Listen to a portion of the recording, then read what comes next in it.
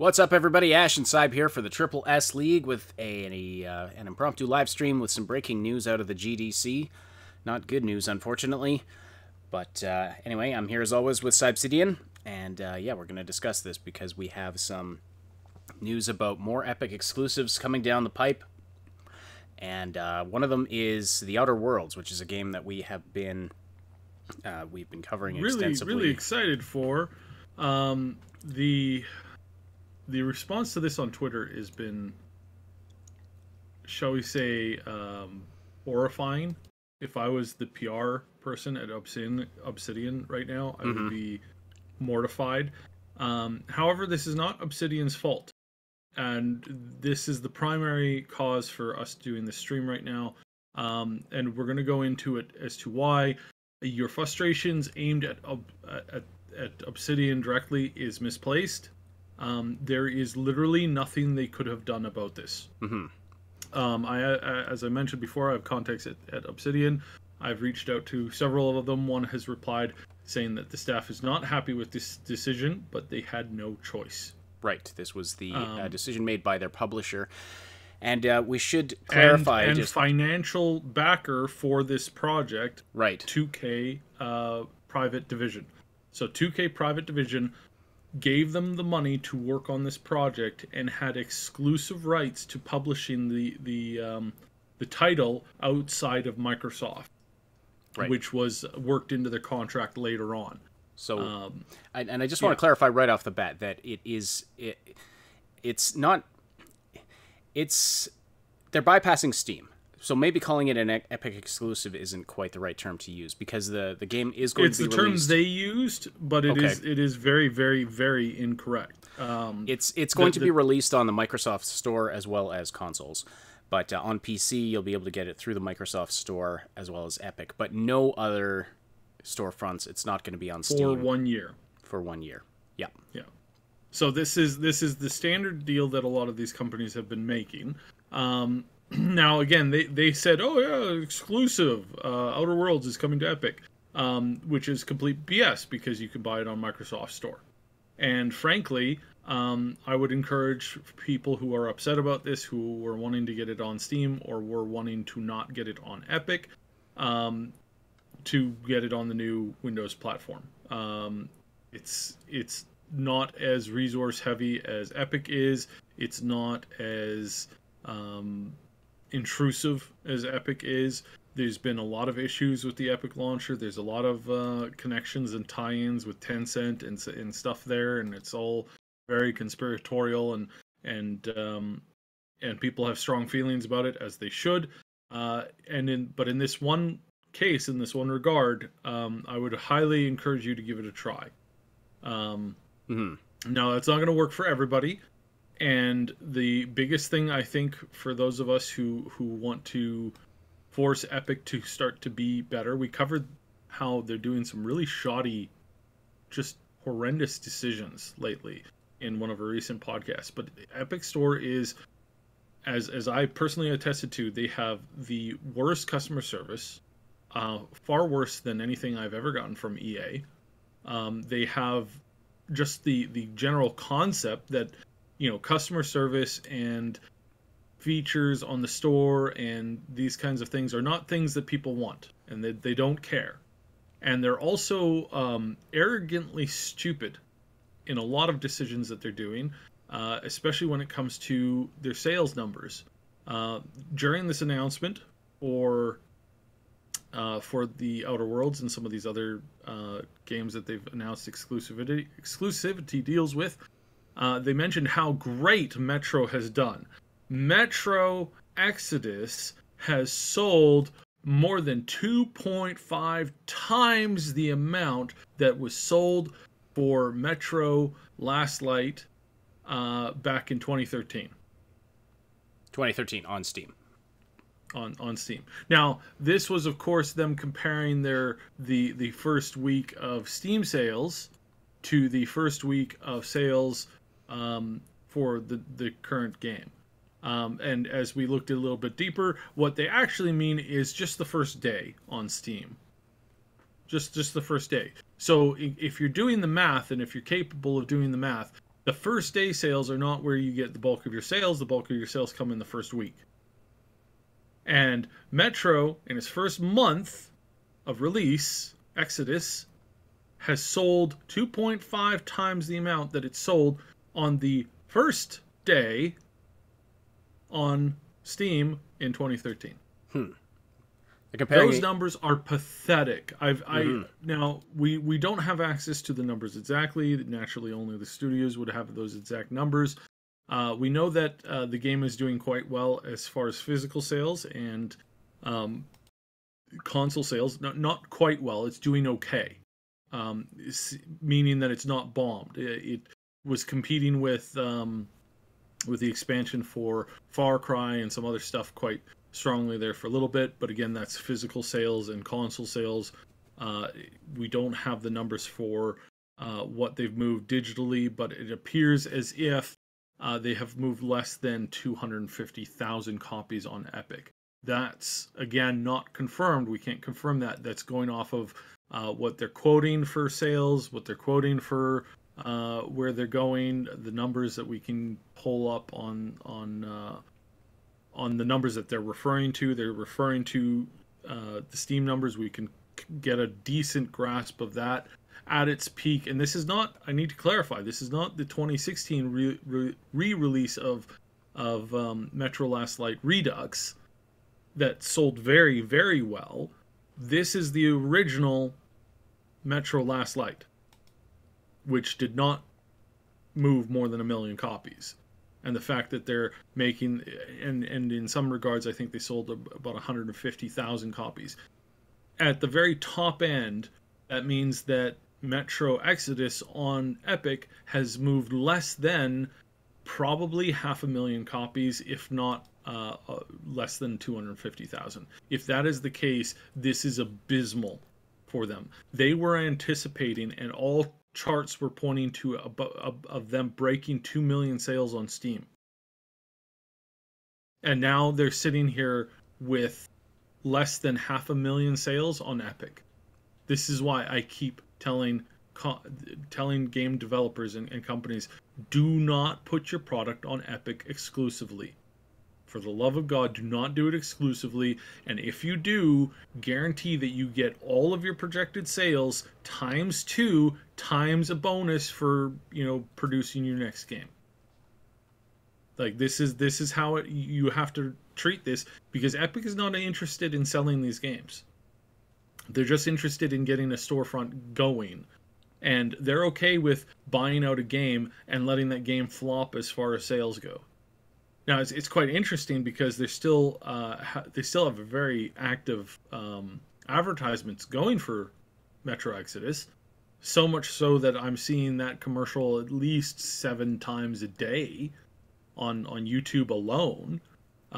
There's tons of click ads and whatnot for it everywhere as well. They're clearly trying to push it as much as they possibly can because it's in Epic's best interest to move as many sales as they can. Now, mind you, they're not going to do things like, add a review system or make it so that customers are not insulted by their customer service staff. But yeah, they'll throw, ads down the pipeline as much as physically possible. This is disturbing at its most. But let's focus back on the Outer Worlds. So the Outer Worlds was funded by 2K, primarily was funded by 2K Private Division. 2K Private Division gave Obsidian money enough to do this project when they needed it the most. If they didn't get this money now, there's a good chance that they would not have survived to the point to be bought out by Microsoft. Or if they would have been bought out at a much less advantageous position. In fact, they were struggling so badly that they were really on the cusp yet again. And it was the money that allowed them to kind of finish up some work on Pillars of Eternity and to push out this Obsidian, this Outer Worlds game that saved Obsidian. They really, really needed the money. They couldn't do it without them. And unfortunately, they had to let them make decisions when it came to publishing and selling the game on various platforms. They were not interested in this. They were not happy with this. And in more than one interview, they were kind of like, yeah, well, we don't want it to go that way, but we're not in charge of this. So this is, again, it's something that you can't put on Obsidian. Obsidian did not get to make the call here. What they have confirmed is that future games made with Microsoft will not be exclusive to anything.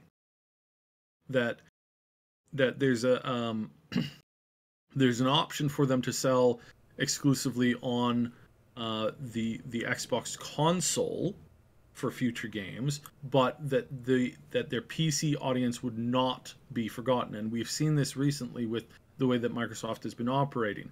They're moving in the direction of not going for exclusives to the console, rather going for exclusives to the console and the Microsoft Store and their friendly distributors. Meaning things like Steam is something that they've been chumming up with. This is really important to note because we actually talked about this on a podcast on Friday, and I said that Microsoft is becoming very, very chummy, very friendly with Steam. Steam is becoming more and more friendly with Microsoft. They're looking at putting the Steam store on the new console for the Xbox. And the main reason why they're doing this is because Epic is getting very, very close and personal with another console company called, I don't know if you heard it, Sony PlayStation. Mm-hmm. Absolutely. Today they announced several. Do you have the list of them? The yes, games they in addition to a few other PC game exclusives, Control is one of them. That's another one that I know some people in our audience have been looking forward to. And then a few smaller titles. The Outer Worlds was definitely the biggest one out of the PC games that they announced becoming exclusive, or in the Outer Worlds case at least exclusive, with the exception of Microsoft. But the French studio Quantic Dream, who produces PlayStation exclusives, has apparently gotten into an agreement with the Epic Store for their games Detroit Become Human, Beyond Two Souls, and Heavy Rain. Yep. So all of those are coming to PC, and they're going to be Epic Games exclusives. Yes. For it doesn't say here if it's for a year. Those ones are not. permanent. Those are permanent most ones? likely permanent. Yes. Okay. And we will continue to see this with various games from Sony.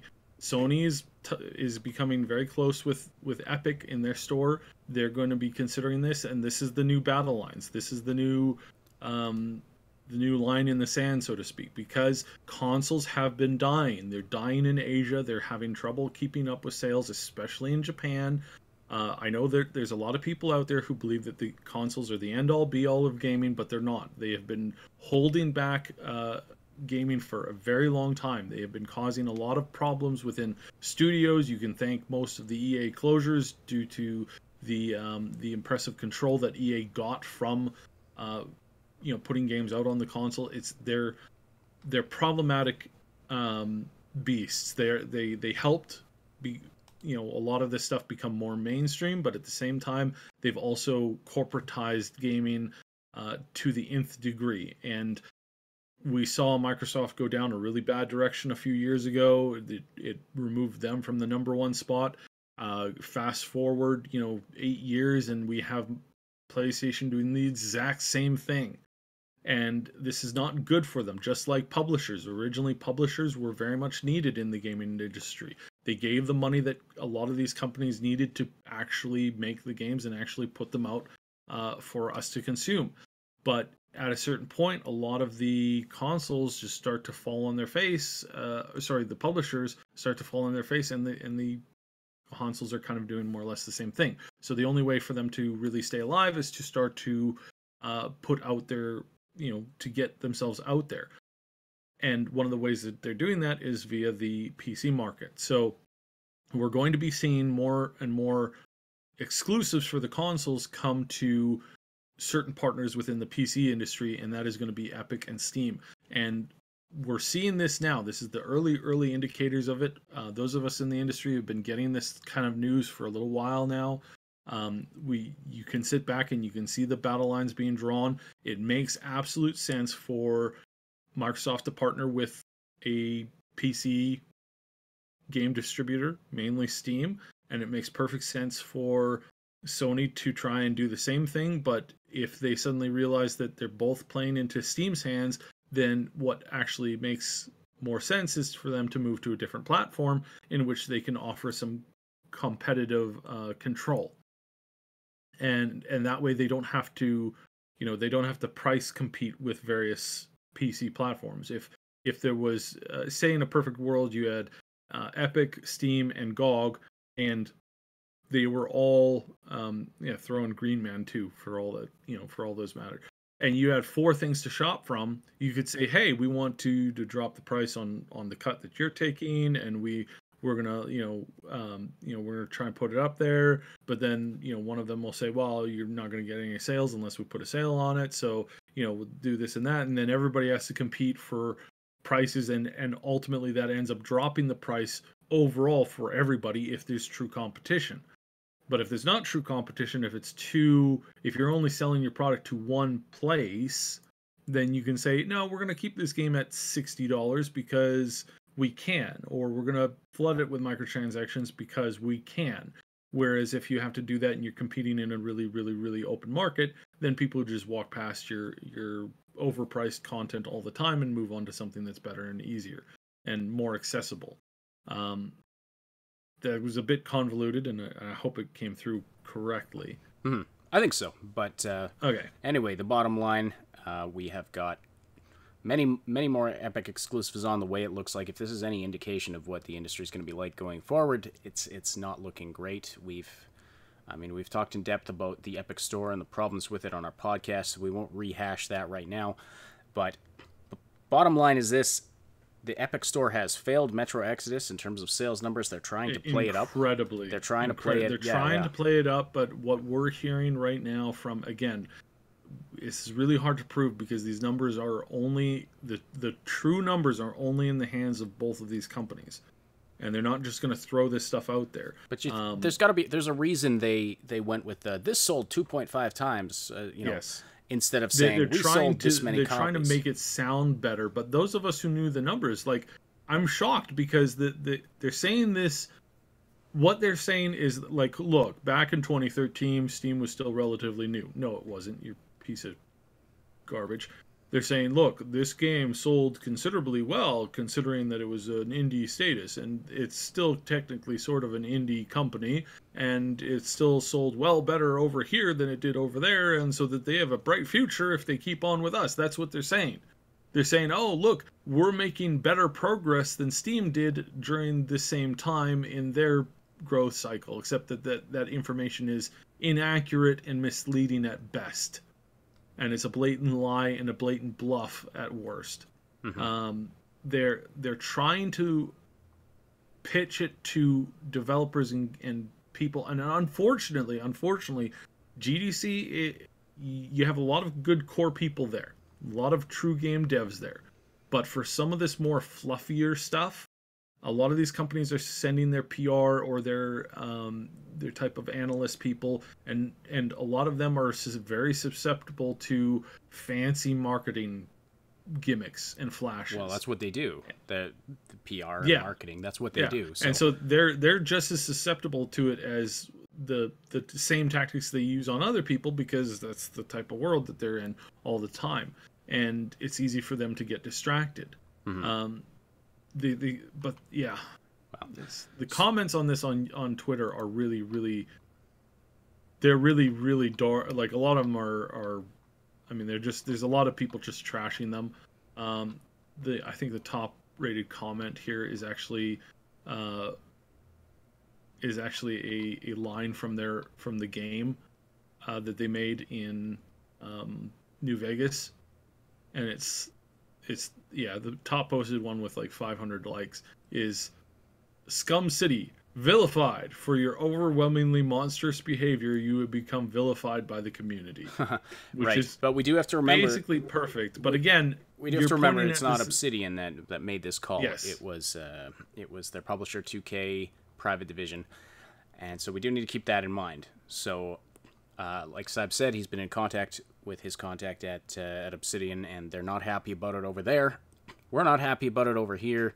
We don't like seeing what Epic did to Metro Exodus, because I agree with Mod Britman in the chat here that it is a fantastic game, and so I'm not happy to see that, and I don't want to see that happen to these other games that are looking fantastic, like The Outer Worlds, and Control also looks really good, and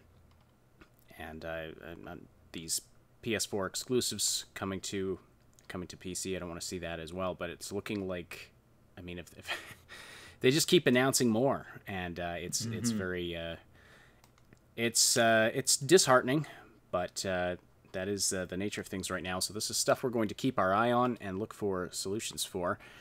But we should wrap up the stream there. But thank you everybody for joining us here today. If you want to keep the conversation going, talk to us and talk to each other about all of this, you can join our Discord server. Find the link to that in the description below. Simon and I are there all the time, talking with people about all of the latest gaming news, and also tune into our podcast on Friday. To we may have more updates on this, but in any case, we'll definitely have all of the latest gaming news and other big announcements from the GDC.